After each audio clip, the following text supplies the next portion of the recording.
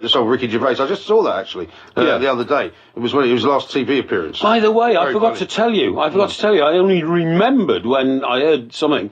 I once proposed to a lady to the background of a David Bowie song. Right. I got carried away because it was such a brilliant song, and I was blatherated. Well, it's one that nobody's mentioned. Really? It's one that nobody's mentioned. All right. And it was called Absolute Beginners. Yeah. And it was Patsy Kensit in the film. That's right. Wasn't it the film Absolute Beginners? There was a film Absolute Beginners. And there's a line in it, right, and this is where I got completely blatherated and got all romantic. Hang on, this is all coming as a bit of a shock to me. Yeah, right, You proposed marriage to someone. I did, honestly. Who to? What was her name? A young lady.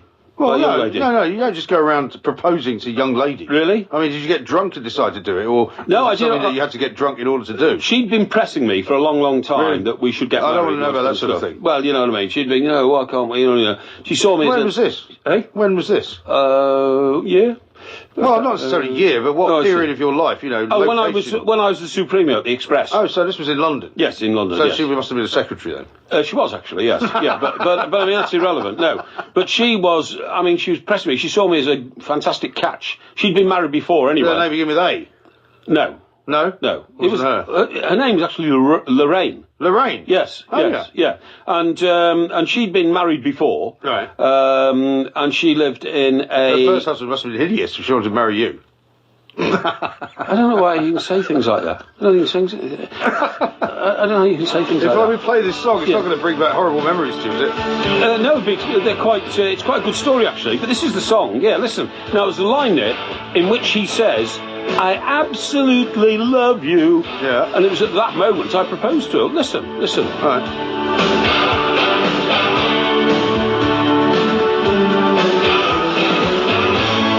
Anyway, it'll come in a minute. But the line is, honestly, I absolutely love you. I can just imagine you sitting there waiting for the line.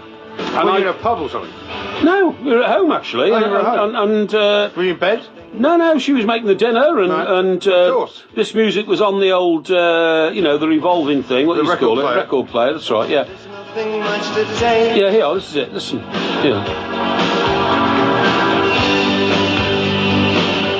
I'm an absolute beginner. That's absolute beginner. Yeah. He's going to say, I absolutely love you. I'm absolutely sane. I'm absolutely sane. Yeah, absolutely sane. Well, you couldn't sing that. I was sane. It'll come in a minute. As long as we're together. Yeah, I'm going to wait for this. I'll just talk over it a little bit. Yeah. I'll give you the atmosphere. Okay. So the record player's on, right? And what was she making for dinner? Spaghetti bolognese. Yeah. And here, listen, here.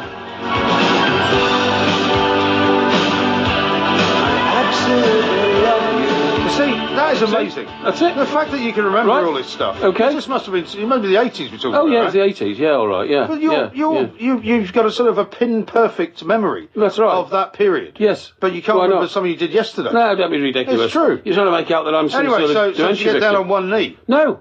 Did you have a ring? No, I got up and she walked in the room. She had a pinny on because she was in the kitchen. She had a pinny on? Yeah, and I was making your dinner? She was a very attractive lady. What were you doing?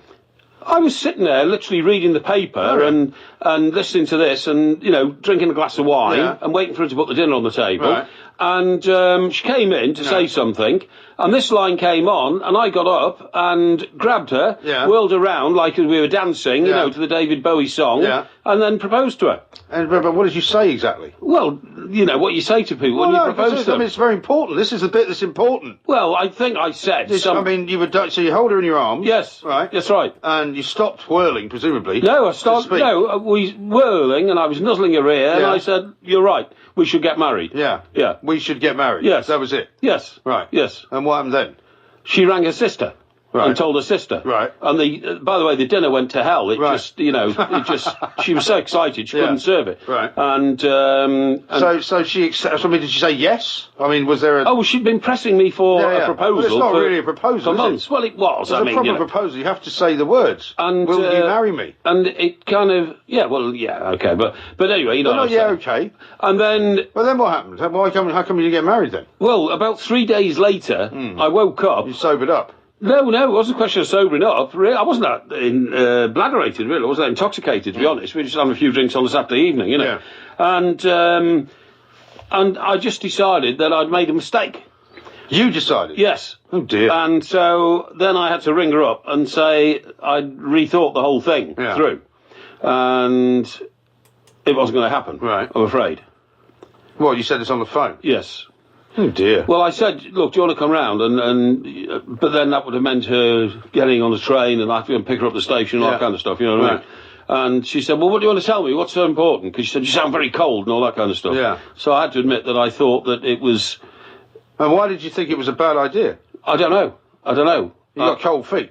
Maybe. Or maybe something happened in the job or something like that and I realised I was going to have to move or something like that. I don't know. I'm not sure. Right. But anyway, that was the position.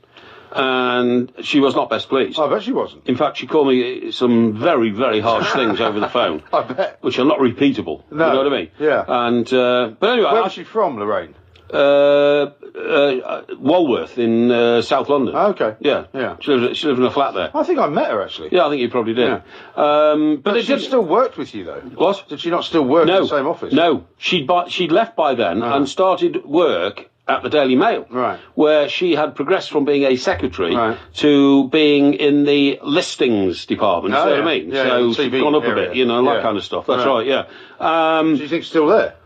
No, but I mean, look, what I can say is, and I'm delighted to be able to report back, is she then met some other chap who was a lot better than me and got married and you put yourself down again. No, very happily had family and children and all that kind of stuff. Her life worked out brilliantly, so I was delighted for her. Well, I'm delighted for her as well, because if she'd married you, her life would have been a living hell. Well, it might have been, because I wouldn't have been any good at marriage. I think you're right. I think that was exactly the reason. Right. I thought I can't subject this young lady to it. I think I did it for her, not for me. Right. I wasn't trying to wriggle out of anything. I just thought, you were. and this is going to be a disappointment to her, so I just thought I'd better say that. Again, I'm staggered. You know, this is a story you've never told me. That was only 3 days. You never told me that you proposed to anyone. It was only 3 days, and one of her worst problems was her sister had already bought a dress for what was going to be the ceremony, because we'd agreed it was going to be a register office only. So you'd actually gone to the trouble of discussing how it would all be happening? Well, briefly, but I didn't realise when you say that to a woman, she's like writing it down in stone. Yeah. And it's all, you know... It's a bit like Rory McIlroy's scenario, isn't it? Yeah, it is a bit. Yeah, I suppose it is. He suddenly saw the invitations, he suddenly went, oh my God. Yeah, exactly. I'll do this. Yeah, something like that. Yeah, it was something like that. Yeah. So you broke her heart, basically. Well, I didn't mean to. I tell you what count. I tell you what happened. It doesn't matter whether you meant to. A conversation happened when she said, hang on, just very briefly. She said, well, of course, we're going to have to move to a bigger house, aren't we, if we're going to have children and all this kind of stuff. Because I lived in quite a nice house. It was children, that could have been the thing. Well, I know. It was called a townhouse, and it was the end of a terrace of townhouses. We had 3 floors and 3 bathrooms, great house. She said... En suite. All en suite, yeah. And then she said, I said, really, why? Wouldn't need a bigger house than this? She said, well, of course you will. You know, there's not enough room on the ground floor, you know, if you're going to have children and all this kind of stuff.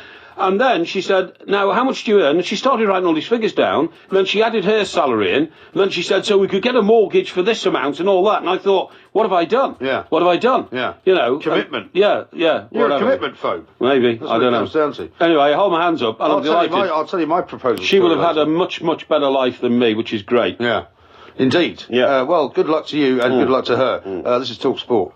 The 2 mics coming up in the next hour. Porky Vision is going to be along, and I'm looking forward to it very much. Best TV review this side of Timbuktu, or anywhere else, really. We'll talk some more about marriage proposals as well. Roy says this: Porky's proposal story made him sound almost likeable, especially admitting she has had a better life with the other guy. Absolutely. That is extraordinary, isn't it? Yeah. And Simon says, MG, tell Porky off. Neverland. I nearly crashed the car.